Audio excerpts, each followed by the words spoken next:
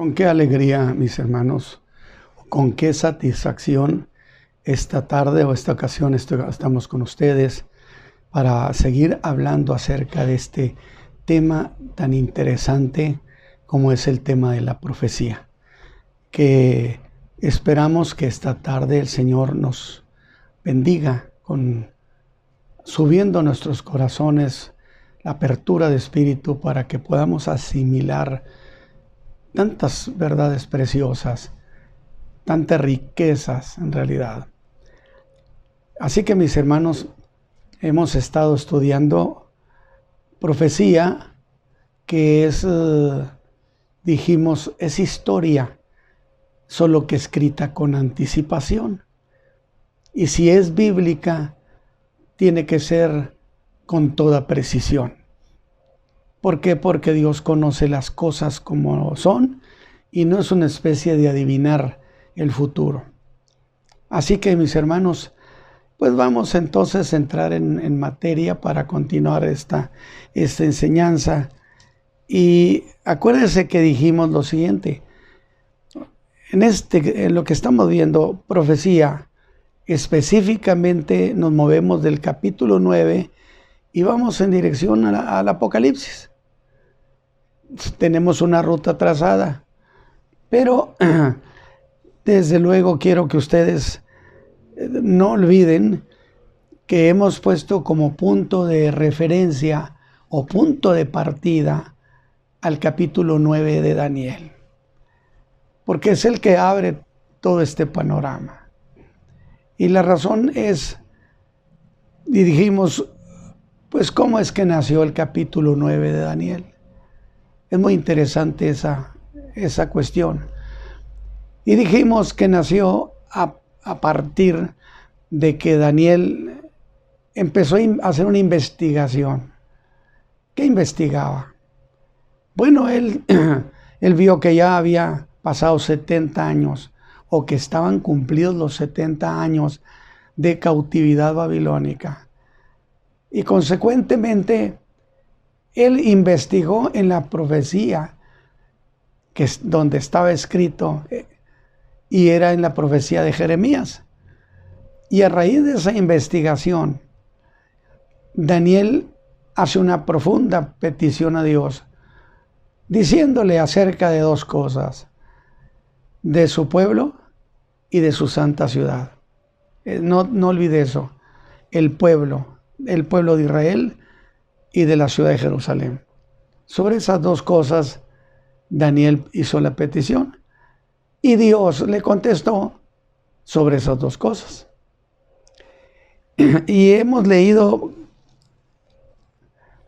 la respuesta o lo que el ángel le dijo a Daniel, capítulo 9, versículo 24. Solamente lo voy a leer para no olvidar de dónde venimos.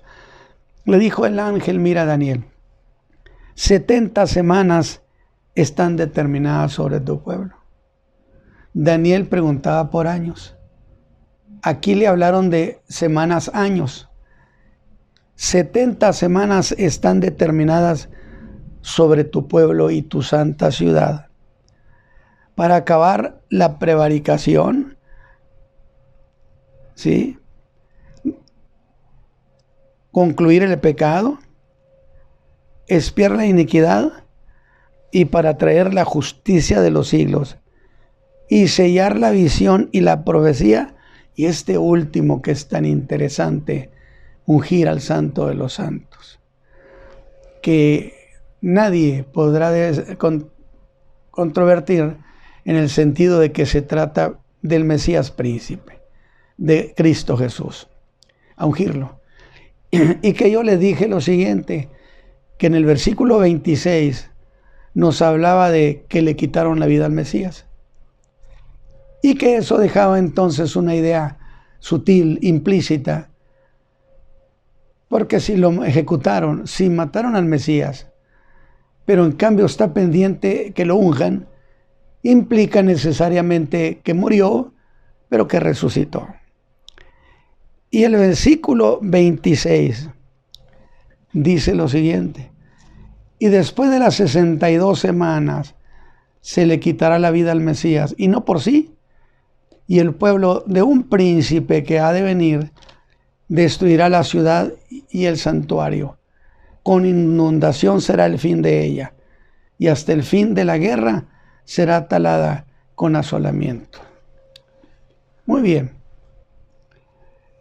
Ahí tenemos los pasajes que hay que darles una buena revisada. Versículo 25 hasta el 26, aunque debería ser hasta el 27.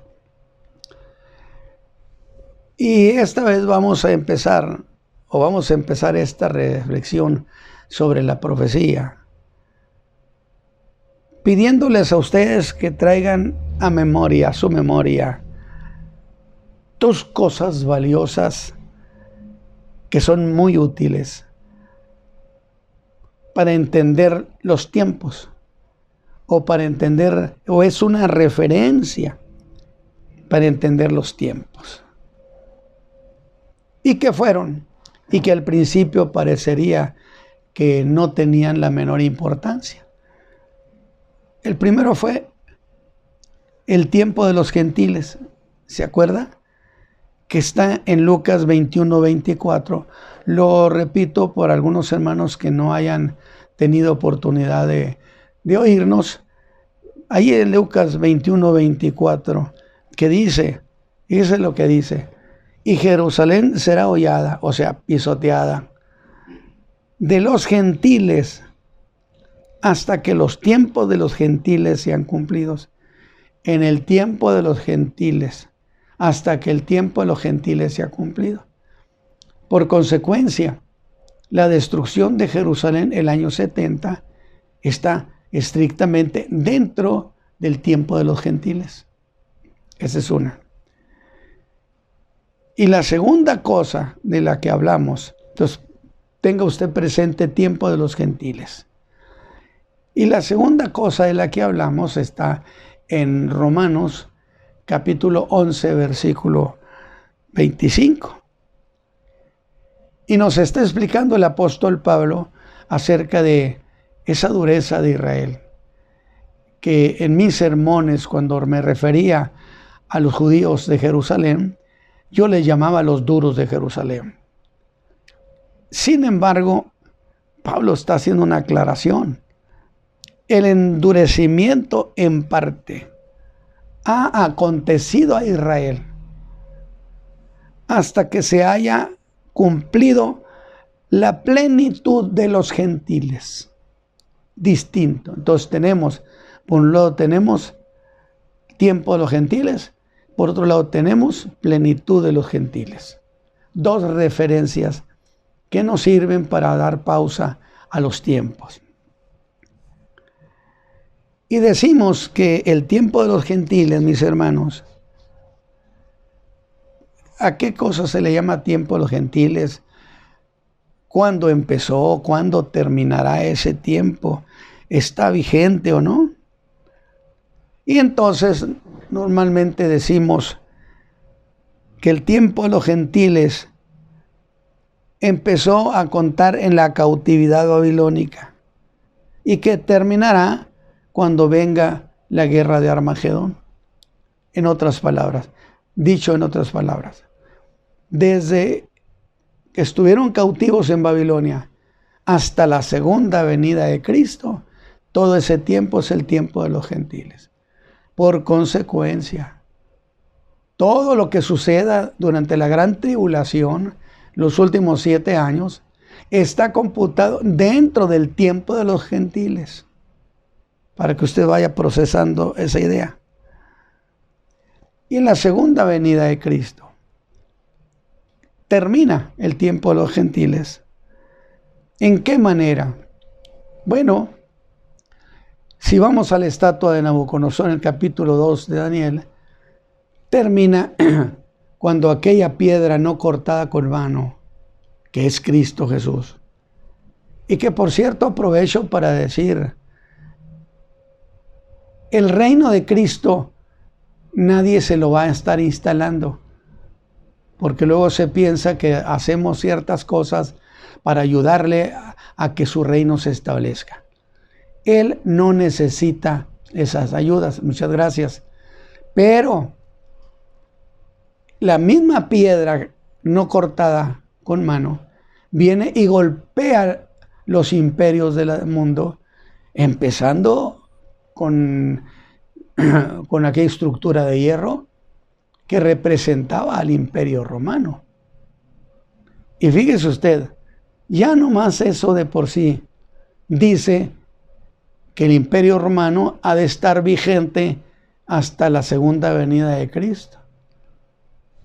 Porque si no fuera así, ¿a cuál imperio golpearía entonces la piedra que es Cristo? Consecuentemente, tengamos estas cosas en cuenta, porque incluso en Apocalipsis se representará por una bestia que fue herida de muerte, cuya llaga fue curada. El imperio romano no se murió, porque los muertos no sanan. Los muertos ahí se quedan. Sin embargo, esa bestia fue sanada de su herida. Quiere decir, estaba herida de muerte, pero logró recuperarse. Sanó. Para que tengamos en cuenta eso de que, pues, ¿a dónde está el imperio romano si hace tanto tiempo desapareció? No. Entonces la profecía no sería consistente en el sentido de que la piedra golpeó a los imperios. Quiere decir incluso que todos los imperios están vigentes. Su contenido, su manera de pensar, lo que establecieron en las naciones, formas de pensamiento que son parte de la suma del imperio babilónico, del medo-persa, del griego y del romano. Se suman todos y eso construye la bestia espantosa. Y yo digo que ese tiempo termina precisamente cuando Cristo viene durante el Armagedón. Y en esa venida de Cristo acaba con una operación que yo le llamo operación exterminio. Porque déjeme decirle algo. No olvide que yo estoy esculcando hasta los rincones aquí para señalar ciertas cosas que del otro modo se nos pasan por alto. Decimos entonces que esa piedra acabó con los imperios del mundo, que esa piedra es Cristo. Y que justamente eso sucede, acabar con el tiempo de los gentiles, en la guerra de Armagedón. ¿Qué es acabar con el tiempo de los gentiles? Cuando ya los gentiles, las naciones gentiles, no tienen ningún dominio sobre Israel. Así de sencillo. Eso es terminar con el dominio gentil. ¿Por qué? Porque justamente Satán ha echado a andar la operación exterminio en los días de la gran tribulación. ¿Qué es eso? Mire, en el capítulo 12 de Apocalipsis, usted encuentra que se dio una grande batalla en el cielo. Y dice, y lidiaban el dragón y sus ángeles, y el arcángel Miguel y sus ángeles. Que es muy interesante. Y yo he dicho, yo no encuentro arcángel en plural. Lo que sí entiendo es que son jerarquías. Y es muy posible que la jerarquía de Satán o la jerarquía del arcángel Miguel sea o hubiera sido como la jerarquía que tenía Satán antes de caer y que sigue teniendo. ¿Por qué razón? Por razones de guerra, hermano. Un general no se le rinde a un capitán. Tiene que ser un igual en términos de guerra. Y siempre usted observa que cuando se trata de una guerra con Satán, siempre viene Miguel. Jerarquías iguales, me da la impresión. No lo haga doctrina, pero piénselo. En el cielo se hizo una gran batalla. Cuando el diablo se quería robar el cuerpo de Moisés, vino Miguel. Ahora, precisamente que está Daniel, también vino Miguel, que es el jefe de los escuadrones de Dios, de los ejércitos. Pero ¿a dónde quiero llevar esto? Acuérdese usted que en el capítulo 12 de Apocalipsis decía el pasaje que el dragón estaba muy pendiente cuando iba a nacer el Hijo, con el fin de devorarlo, es decir, este es Cristo. Pero como el Hijo fue arrebatado al cielo, entonces el dragón se fue contra la mujer. Y es el tiempo cuando viene una operación que yo le llamo operación exterminio. Acabar definitivamente con esa nación. Está escrito en la palabra. Vengamos y destruyámoslos y dejen de ser nación. Entonces, me han preguntado sobre la gran tribulación, que son juicios de Dios sobre el mundo gentil. ¿Usted cree que además de mandarle tribulación al mundo, le iba a estar mandando tribulación al pueblo de Israel? Definitivamente, el sufrimiento que dice Daniel 12 del pueblo de Israel es producto del revanchismo de Satán, que quiere vengarse precisamente destruyendo. Y precisamente en el momento en que se esté dando esa operación exterminio, es cuando dice Mateo, los cielos se abren. Y el Señor vendrá, el Hijo del Hombre vendrá. Todo ojo le verá, dice Apocalipsis. Y descenderá del cielo.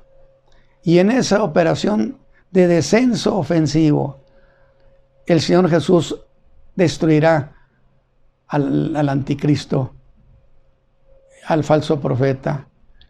Y por cierto, los lanzará de inmediato al infierno, al Hades.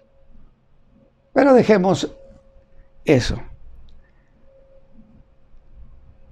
Pero la pregunta sería, hermano Ramos, ¿cómo llegar a esa conclusión que usted dice que el tiempo de los gentiles es desde Babilonia hasta la segunda venida de Cristo? Porque estamos diciendo algo, conviene entonces explicarlo. ¿Cómo podemos entonces resolver esto? ¿Qué momento de la historia? Definitivamente eso se tiene que resolver en términos de la historia y en términos de la escritura, por supuesto. ¿Qué momento de la historia se tomará como punto de referencia para hacer semejante afirmación? Déjeme irme entonces a lo siguiente. Debo remitirme históricamente a partir del primer rey que hubo en Israel, pero de la tribu de Judá, que es la tribu de la realeza, como lo dice el Génesis 49:10. No se le quitará el cetro a Judá. Es la tribu de la realeza. Y dentro de esa familia de la realeza vendrá luego la casa de David, de la tribu de Judá.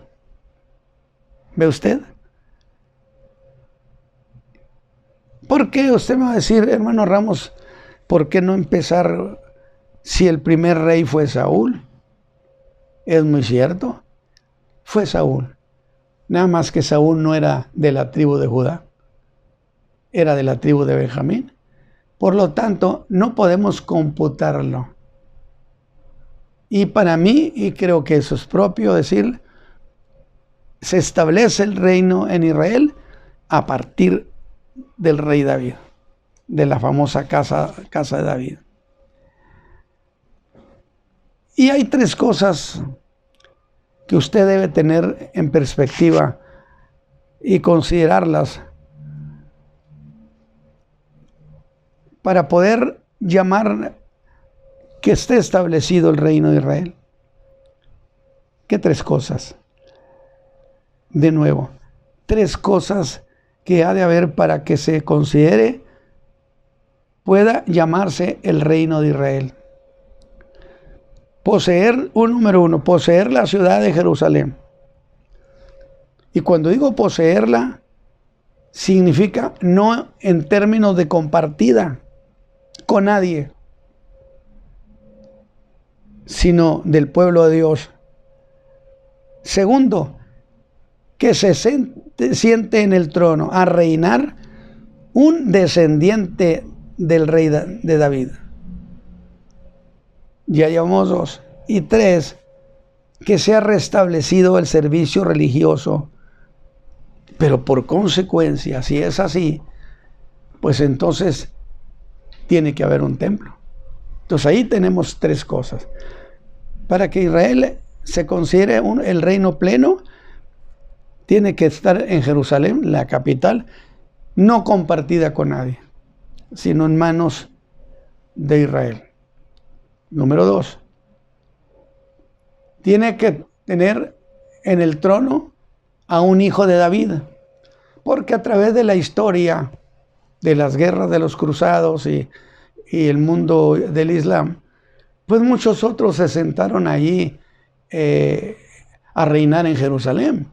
Sí, pero nada tiene que ver con la casa de David. Consecuentemente, no se puede computar en ese sentido. Entonces, poseer la ciudad de Jerusalén, no compartida con nadie. Segundo, que reine un hijo de David, que en este caso será Cristo Jesús, hijo de David. Acuérdese las aclamaciones, hijo de David. Y tercero, que sea restablecido el servicio religioso. Y por lo tanto, es necesario que el templo esté construido. ¿Vamos bien? ¿Por qué? Porque incluso a ese templo lo van a profanar el anticristo.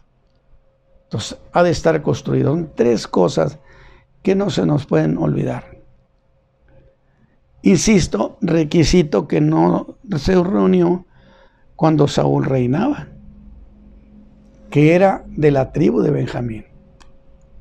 Ahora, a partir de David, solo hijos de David se sentaban en ese trono. Y el último rey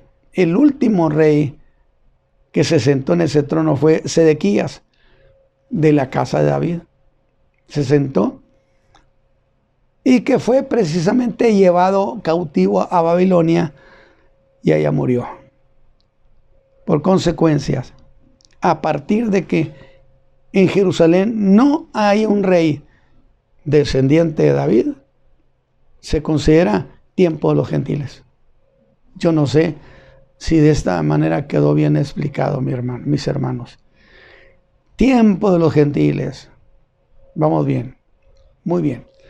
Yo no voy a decir paralelo a eso, pero pudiera decirlo por conveniencia, porque conviene decirlo de alguna manera. Paralelo al tiempo de los gentiles, corre otro tiempo, que es la plenitud de los gentiles. ¿Qué cosa es esto? La plenitud de los gentiles es o empieza desde el momento en que Cristo ordena que se predique en su nombre en todo el mundo perdón de pecados, que se anuncie su muerte y resurrección, que se anuncie su evangelio glorioso.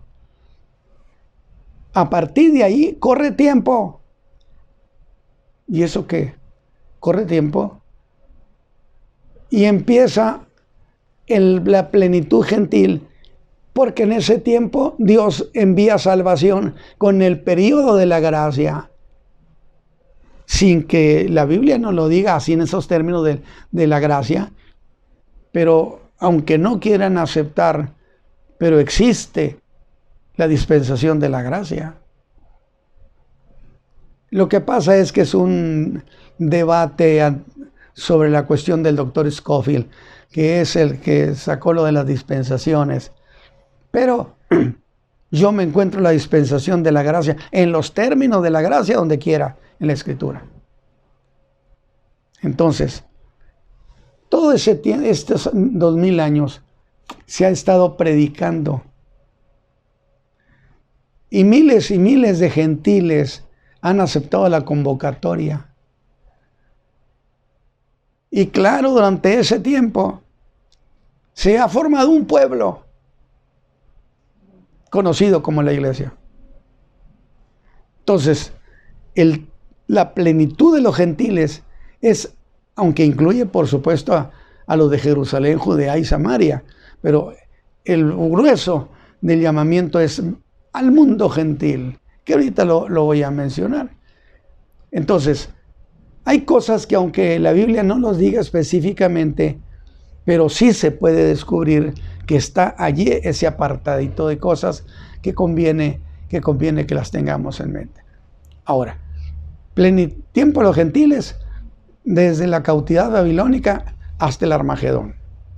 Plenitud de los gentiles, desde que el Señor se fue al cielo y ordenó que se predicara en su nombre al mundo entero. Pero ¿cuándo se termina ese tiempo, mi hermano Ramos? A esa otra se termina en el momento en que Cristo le arrebata a la iglesia o que el Espíritu Santo viene y recoge a la iglesia. Que nada tiene que ver con la gran tribulación. Entonces, se cierra el periodo de la gracia, el periodo de oportunidad para el mundo gentil de la salvación. Ahora, alguien me dijo alguna vez, hermano Ramos, pero aún en el cielo están llegando ahí gentes que están siendo salvadas. Es muy cierto, porque es maravilloso cómo Dios, a pesar de todo, siempre deja una rendijita para a ver quién más quiere entrar.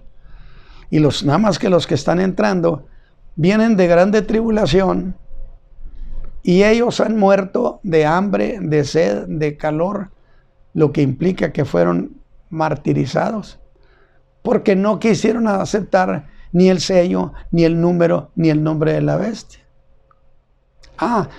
Le digo que las aprovecho de todas.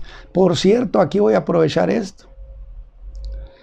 Es que el anticristo, dice, nos obligará a la gente a que se ponga el sello. ¿Quién le dijo a usted eso? ¿Quién le dijo, mi hermano? Es que al hombre Dios le dio soberanía, individualidad soberana, con el derecho de aceptar o no aceptar, de querer o no querer.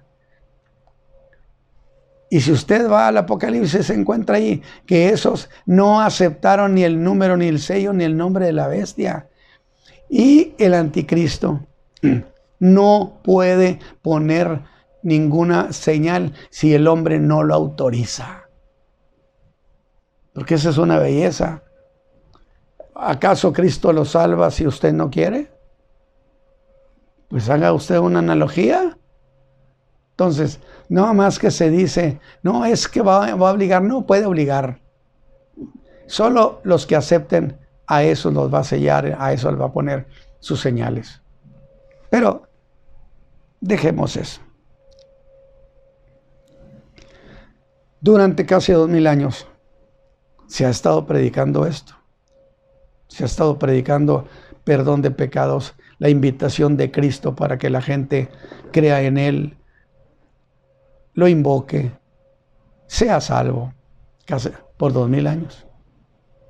Ha sido un periodo extraordinariamente grande. No se puede decir que Dios no da oportunidad, de sobra. Entonces, de tal manera que son 2000 años de oportunidad. Si me refiero, si Cristo viniera ahorita por la iglesia y el periodo de la gracia se cerrara, que es lo mismo que plenitud de los gentiles. Porque precisamente cuando se da el arrebatamiento de la iglesia, empieza a correr el tiempo de la última semana. A ver, De Babilonia hasta el Armagedón, segunda venida de Cristo, tenemos el tiempo de los gentiles. Desde que Jesús anunció que hablaran en su nombre perdón de pecados al mundo entero, es plenitud de los gentiles. Plenitud. No tiempo, plenitud de los gentiles, que es todo ese espacio de tiempo que Dios ha abierto para el que quiera. Aquella frase de Jesús, para el que tenga sed, venga a mí y beba. El que quiere entrar, entre. Entonces, ¿por qué estoy mencionando esto? Mire, porque de alguna manera vamos a encontrar donde es cierto que, y yo lo digo también, el pasaje de Daniel no habla de la iglesia, pero implica a la iglesia. Ahorita lo vamos a ver ese detalle, tan interesante. Entonces, cuando suceda eso del Armagedón, se termina el tiempo de los gentiles, porque Cristo viene y somete a las naciones del mundo, e Israel gobernará junto con Cristo. Acuérdense que a los apóstoles les prometieron 12 tronos. Es muy interesante, desde luego, este detalle de la profecía. De tal manera que de esta manera decimos, tiempo de los gentiles desde Babilonia hasta Armagedón, o hasta la segunda venida de Cristo. Mejor, creo que se oye mejor. Plenitud de los gentiles, o tiempo de la gracia. ¿Desde qué momento? Desde que el Señor Jesús se va al cielo y ordena que se anuncie al mundo entero perdón en su nombre. ¿Cuándo termina? Cuando Cristo levante la iglesia. Ahí empiezan y ahí terminan estos dos espacios de tiempo, conocidos como tiempo de los gentiles y plenitud de los gentiles. Mire, yo voy despacio porque luego en estas cosas no se puede ir muy a prisa, porque luego la mente a veces no está muy hecha a esas complicaciones que tiene la profecía. Yo admiro, he dicho, a aquellos que tienen una mente plástica, se dobla, se revuelve y descubre las cosas. Ahora, Jerusalén, cuando eso suceda, es decir, estoy diciendo de las tres cosas que se necesitan. Primero tiene que haber la ciudad en carácter de ciudad soberana. Jerusalén el día de hoy no tiene soberanía, cosa que durante todo el tiempo de los gentiles y durante la última semana profética, que es la tribulación, Jerusalén no tendrá soberanía, no tiene soberanía. Y eso se ve en el versículo 27 de Daniel, donde dice que hace un pacto, hablando del anticristo, que hace un pacto con el pueblo. No dice el nombre anticristo, pero es la extensión del imperio romano, de aquel príncipe que vendrá. Aunque Tito cumple la profecía y él no destruyó el templo, sin embargo, al hablar del imperio romano, es extensivo al versículo 27, donde en otra semana hará el pacto con muchos. Pero a la mitad de la semana lo rompe. ¿Por qué lo rompe? Pues porque Israel no tiene soberanía. Está a expensas del mundo gentil. Y luego el anticristo, en ese tiempo de la gran tribulación, que tiene dominio sobre Jerusalén, sobre el santuario, lo profana. Lo que Jesús dijo: cuando vieres la abominación espantosa, profana el santuario, como lo dice Mateo 24:15. Porque no olvide usted que hasta el final de la tribulación sigue siendo tiempo gentil. Cómo me gustaría que usted me hiciera comentarios, que preguntara algunas cuestiones, porque no me interesa dar una clase, puedo irme de corrida. No, me interesa que usted aprenda la palabra. Pero cuando el Señor Jesús viene, vence al anticristo, termina la guerra de Armagedón, pone bajo su señorío a las naciones del mundo, Jerusalén adquiere soberanía. Y entonces ya tenemos uno de las primeras cosas que se necesita para reconocer que esté establecido el reino de Israel. ¿Cuál? Precisamente que Jerusalén tenga soberanía. Entonces, el Señor Jesús viene a Jerusalén. Jerusalén lo recibe. Que por cierto, a mí me interesa, me dio mucho gusto ver que cuando viene Cristo, dijimos, y pone su pie sobre el monte de las olivas, y salen a recibirlo, Jerusalén sale a recibirlo. Pero si usted analiza el capítulo 12, usted encuentra que quien encabeza esa recepción son los hijos de David. Es la casa de David, porque es la casa de la realeza. Dice, derramar espíritu de gracia y de oración sobre la casa de David y sobre el pueblo. Entonces, la casa de David es la que tiene que recibir al hijo de David. Interesante, me emociona. Quiere decir que le esperan buenos tiempos al mundo. A ese pueblo, después de tanto sufrimiento, le espera un larguísimo tiempo de alegría. De tal manera que ya tenemos entonces que Jerusalén es soberana, que está el hijo de David, y por supuesto que hay un templo. Mire, es que siempre que estoy diciendo algo, me acuerdo de algo. Como yo estoy diciendo que era necesario para que se reconociera como un reino, era necesario tener a Jerusalén. 2, tener un templo. Y 3, tener un hijo de David reinando. Cuando Salmanasar, allá por el año 750 a.C., vino y se llevó cautivas a las 10 tribus del norte, lo que se llamaba el reino del norte. Acuérdense que la Biblia dice, y el rey de Israel fue con el rey de Judá. ¿Por qué? Porque el reino se dividió, las 12 tribus se dividieron.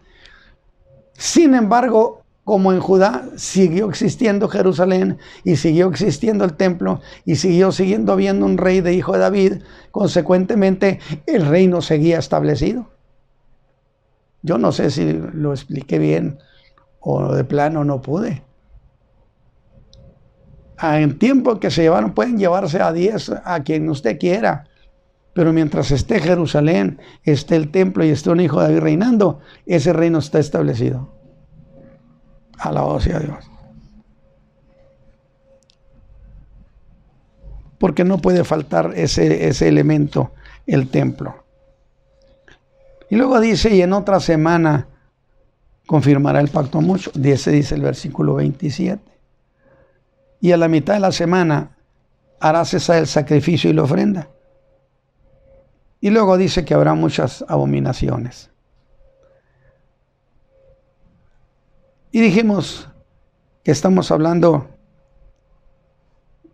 que el Imperio Romano está existente, porque si no, ¿a quién golpea la piedra? Que yo sepa, lo inexistente no se golpea. Pero yo quisiera que fuéramos a lo siguiente, a los versos 26 y 27, donde quiero que usted observe lo siguiente. Y después de las 62 semanas se quitará la vida al Mesías. Y el 27, y en otra semana y en otra semana, para que se separe. Y use el adjetivo otra. ¿Para qué? Para que no se confunda. Esta semana, esta otra semana, esta última, nada tiene que ver con la otra. Incluso le voy a decir, hay un espacio hasta ahorita como más de 2000 años entre la semana 62 y la semana 70. Las 62 más 7 son la semana 69. Pero como dice ahí la semana 62, pues vamos a usar el término semana 62. Y entonces son 2 semanas completamente separadas. Oiga, pero espéreme, cuando yo estoy diciendo esto, estoy hablando de un espacio, un paréntesis, que ya lleva mucho tiempo. Qué interesante. Incluso, mire, voy a hacerle esta aclaración. Se abre un paréntesis, no dice de la gracia, no dice nada de la iglesia, pero implica. Y le voy a decir por qué. El año 70, no sé si Saulo de Tarso se convirtió por allá por el año 30 y tantos o cerca del 40, no lo sé. No le he dado demasiada importancia como para investigarlo, pero está bien. El año 35, Cristo tenía poco tiempo que había sido muerto. Y el enemigo más feroz era Saulo de Tarso. Y un día que él va a perseguir a los creyentes a la ciudad de Damasco, en el camino, además llegando a Damasco, lo que llaman la puerta de Damasco, el Señor Jesús se le aparece y le dice: ¿quién eres, Señor? ¿Quién eres? Yo soy Jesús de Nazaret, a que tú persigues. Y él dirá: yo no fui rebelde a la visión. ¿Por qué? Porque el Señor le dijo: te voy a enviar muy lejos a los gentiles. ¿Te voy a enviar lejos a los gentiles? Señor, ¿pero por qué lo mandaron ahí en el año 30 y tantos al mundo gentil? Pues precisamente porque era el tiempo de los gentiles. Y en ese espacio de tiempo, hasta el día de hoy, sigue abierto el espacio de los gentiles. Y es precisamente cuando la iglesia, cuando nace la iglesia, a partir, por ejemplo, yo le pongo, aunque Pedro fue y predicó con Cornelio, pero yo lo pongo como punto de partida la iglesia de Antioquía. Antioquía de Siria, no la de Pisidia. Antioquía de Siria, que es donde se levanta una iglesia muy fuerte, compuesta de judíos y gentiles. Y esta iglesia envía a Bernabé a que se traiga a Saulo de Tarso, que anda por allá precisamente en Cilicia.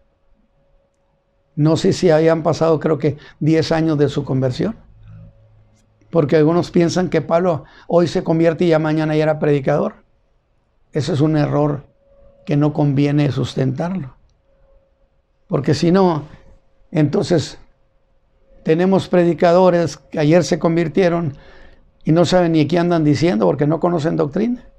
No, primero que se consoliden. Y Pablo había estado con el Señor 3 años en el desierto, donde le explicó el misterio de la piedad. Es muy interesante. Ese misterio implicaba levantar pueblo de judíos y gentiles. Eso es lo que estaba escondido en ese misterio. Y Pablo dice: a mí me lo revelaron. Por eso yo siempre he dicho, si usted quiere saber sobre el misterio del Evangelio de Jesucristo, pues vaya con Pablo, que es el que se lo explicaron. Alguien me dijo: pero no menosprecia a Pedro. No. Pero a Pedro tuvo que regañarlo. Pablo le dijo: no andas derecho, este no es el Evangelio. Pues porque no lo entendían todavía. Pablo fue el único que entendió el Evangelio antes que nadie a precisión y se convirtió en un ingeniero de la fe cristiana. Es interesante. De tal manera entonces, que esto lo dice en el capítulo, y es más, en 2 Timoteo 2:2, el apóstol hace una declaración y dice: a mí, Pablo, me pusieron por apóstol, predicador y maestro de los gentiles. Si quieren saber cómo es este evangelio de Jesucristo, pregúntenmelo a mí, porque a mí me lo explicó el Señor Jesús y tiene una lógica. Si a Él se lo explicó y yo quiero saber, pues voy con Pablo. ¿Por qué cree que son tan importantes los escritos del apóstol Pablo? Si no tuviéramos los escritos de Pablo, ignoraríamos mucho del evangelio de Jesucristo. Digo, hablando como si eso fuera posible. Alguien me va a decir: pero el Señor pudo levantar otro. Yo estoy de acuerdo, pero estoy diciendo, los escritos de Pablo construyen, por así decirlo, lo fuerte del evangelio, porque es el desglose de la fe. Mire, los apóstoles establecieron los fundamentos. Por eso dice en Efesios, dice Pablo, edificado sobre el fundamento de los apóstoles y profetas. Es cierto, los apóstoles, ellos, esos 12 que anduvieron con Cristo, establecieron el fundamento, pero Pablo lo explicó. Qué interesantes cosas. Y por eso dice: a mí me pusieron como maestro de los gentiles. Entonces, si volvemos un poquito a esta cuestión, ha habido un tiempo, dijimos, donde se abre un paréntesis. ¿Por qué? Porque desde que mataron al Mesías, de que lo ejecutaron, versículo 26, esa semana quedó suspendida, ya no tuvo continuidad. Y en otra semana, que es precisamente la semana 70, donde está incluida la gran tribulación. O sea, en la semana 70 está incluida la gran tribulación. Está incluido Mateo 24 y 25, hermanos. Es muy importante que usted conozca esta fe. Y le dije, porque del otro modo, si hablamos del 24 y del 25, como que es la iglesia, ese pueblo que ahí se ve, pues va a tener usted que aceptar que la iglesia se ha de quedar en la gran tribulación. Decía un hermano, estaba hablando con otro hermano que lo quería convencer: no, es que nos vamos a quedar en la gran tribulación. Y era un ancianito. Y le dijo: bueno, pues ¿quién soy yo para decirle que no se quede? Si usted se quiere quedar, pues quédese. Pero nosotros tenemos la certeza. De tal manera entonces, que entre ese versículo 26 y 27 hay un espacio de tiempo bastante grande. Ahora déjeme explicarle esto. Déjeme explicarse. Cuando el Señor Jesús muere, es precisamente cuando se cumple esta profecía. Se abre un espacio y dice Pablo a los Corintios: en quien los tiempos han parado, los siglos se detuvieron. Le voy a decir ya para terminar, ¿por qué es tan bonito ese pasaje, tan hermoso? ¿Por una razón se detuvieron? Sí, porque por 2000 años no ha habido cambio de mensaje, mi hermano. Por 2000 años no se ha cambiado el evangelio de Jesucristo, no se ha dicho que se predique otra cosa. Los siglos se detuvieron en la persona de Cristo. Así que, mis hermanos, estamos parados ahí en ese espacio que es un paréntesis entre el 26 y el 27.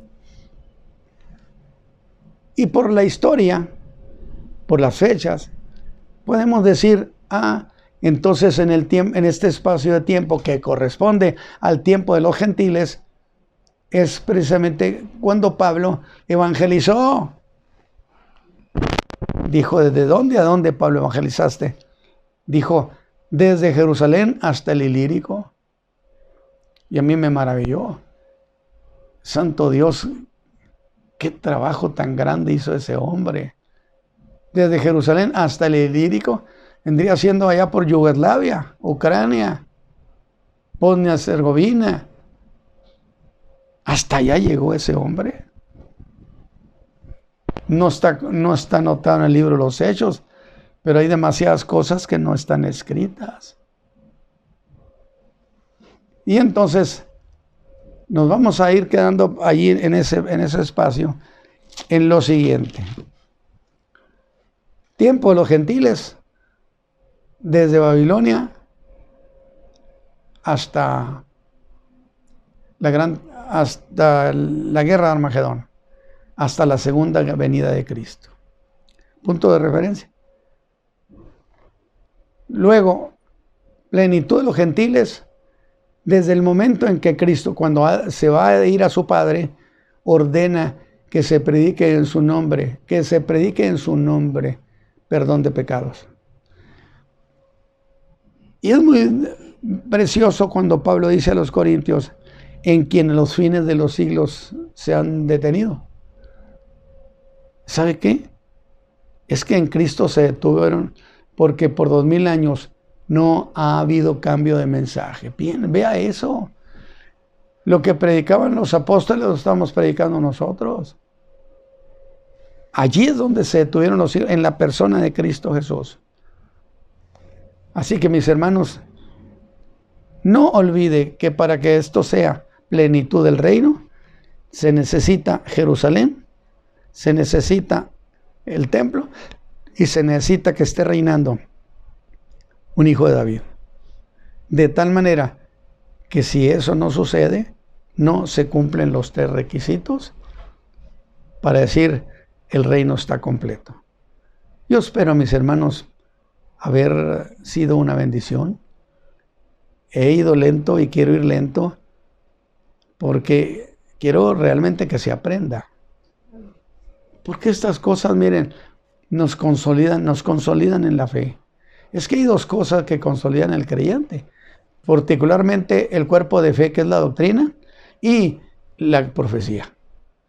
Porque la profecía es esperanza. La doctrina es establecimiento, se establece la persona en la fe. Que Dios me los bendiga, mis hermanos, ricamente. Amén.